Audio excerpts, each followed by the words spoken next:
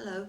Last weekend was Diwali, a time when Hindus all around the world get together with their families to remember the return of Rama and Sita from their exile in the forest and to celebrate Rama's rescuing of Sita from the 10-headed demon Ravana. It's one of my very favourite stories, so I thought that I'd tell it to you today. Rama's father was a king in India, and Rama was everything you would expect the perfect prince to be. He was handsome, he was brave, he was a great hunter, he was fearless, he was fair, and he was clever and resourceful. And he had the good fortune to be married to the beautiful Princess Sita. And Sita, like her husband, was clever and resourceful, gentle, kind, and the perfect princess. Together, they were the ideal couple, and the old king was happy in the knowledge that when he did eventually die, his kingdom would be in safe hands with his son and his wife to take over. But not everyone who lived in the palace, liked Rama and Sita.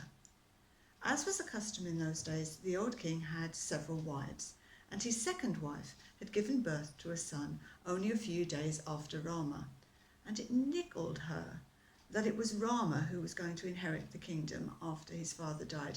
It was Rama who was the apple of his father's eye, Rama, the one that everyone loved, when her own son, only a few days younger, although a very worthy young man, was often overlooked and ignored. And over the years, this niggle grew into a nasty little knot of resentment in her stomach. But there was nothing she could do to change things until one day the king returned from hunting in the forest and fell ill with a fever. He developed a rash, and the doctors, when they saw him, shook their heads in dismay, for they had no idea what they could do to make him better. His second wife stepped up and began to take care of her husband. For the next few days she did not leave his side. She mopped his fevered brow, she wiped him with cooling towels, and she forced little sips of liquid between his lips. She did everything she could to help him get better. And then, at last, after one night when the old man had tossed and turned and she had been sure he would die, his fever broke and he awoke in the morning, weak, but nevertheless on the road to recovery. When the doctors came in the next morning, they declared themselves very pleased with the fact that the king was on the way to getting better. But the old king wasn't foolish enough to believe that the doctors had had anything to do with his wellness. He knew that he owed everything to the nursing of his wife, which is why he turned to her and said, "My dear, I cannot thank you enough for taking such good care of me when I was sick, and because of that I wish to make you a gift. Here, in front of these doctors, I promise to grant you whatever it is that you wish to happen, and I will swear it on the lives of all of my children. That's how grateful I am." Well, the second wife needed no second mention. She already knew exactly what it was that she wanted. She'd wanted it for years. She said, barely pausing for breath, "I want, when you die, my son and not Rama to be king.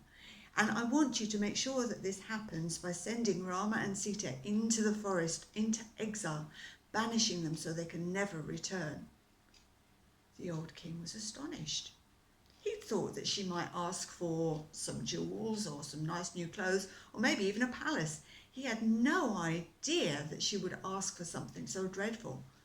But he had sworn in front of witnesses and on the lives of his children, so he had no choice but to go ahead. He sent word to Rama and Sita and told them that they must gather together as many of their belongings and whatever they thought they would need to live a life now banished in the forest. And as word went around the palace, he was joined by his younger son, Lakshman, who was Rama's favourite brother. He pleaded with his father to be allowed to go into the forest with his brother and his wife. "You know, father," he said, "the forest and the jungle is a dangerous place full of wild animals, and it is also home to demons and evil spirits. Someone must go with them to make sure they are well." The old king was too crushed by what he was about to do to even think about arguing, and so a few days later, Rama, Sita and Lakshman, accompanied by a troop of soldiers, headed off into the forest with an ox cart laden with possessions trundling behind them. They journeyed for several days, twisting and turning and doubling back on themselves to make the trail difficult to follow. And at last they arrived at a clearing, and there the soldiers helped to unpack the cart, and leaving the oxen, they turned and returned to the palace. The clearing had once been home to a farmer, and there was the remains of an old shack in one corner, and a stream ran through the middle of it. Behind the shack there was the last remnants of a long abandoned and overgrown vegetable garden. But, as I've already said, Rama and Sita were both very resourceful, and they set about, with Lakshman's help, in trying to make something of the place where they found themselves. And in no time at all, the hut was repaired and full of some of the things that Sita had brought from the palace, and the two men had filled the larder with meat that they had caught hunting in the forest. Sita had managed to make a start on clearing the long overgrown vegetable patch, and the place began to feel like home. Maybe not a palace, but a home nevertheless. Now, their arrival in the forest had not, however, gone unnoticed by the creatures who lived there, and word had spread as far as the island of Lanka, which was home to the 10-headed demon god Ravana. He was concerned about what their arrival might mean to the demons who lived in the forest, and he decided to investigate things for himself. He climbed into his chariot drawn by flying pigs, and he set off away from Lanka, across the sea and over the forest until he reached the clearing. Now, as luck would have it, both Rama and Lakshman were away hunting, and there was only Sita in the clearing for him to see. But when he glanced down and caught a glimpse of her face, even though he were a demon, his heart skipped a beat and he fell hopelessly in love with her. He was determined to take her and make her his wife. But he wasn't stupid. He knew that neither Rama nor Lakshman would give up Sita easily, and both of them were feared hunters and fighters. He needed a plan, and the plan that he came up with was really quite clever. He took a demon from the forest and he transformed it into a deer made of gold, and he gave it beautiful, sad brown eyes. He told the deer to go to the clearing only when Sita was there alone, and to befriend her. Then, when she trusted him, the deer was to lead Sita into the forest where Ravana would be waiting. And that's what happened. The deer came to Sita when Lakshman and Rama were out hunting, and she was enchanted by it. And after a while, when it came up to her and allowed her to stroke it, she began to grow fond of it, looking forward to its arrival.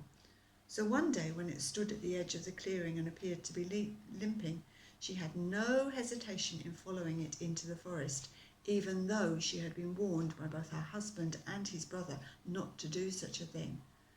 And that was where she met the demon god, his evil 10 heads all leering at her.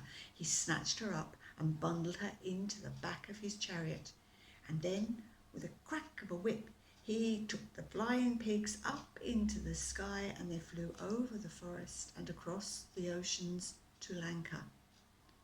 And that's where we're going to stop the story for a moment, and I shall come back and give you the next part later.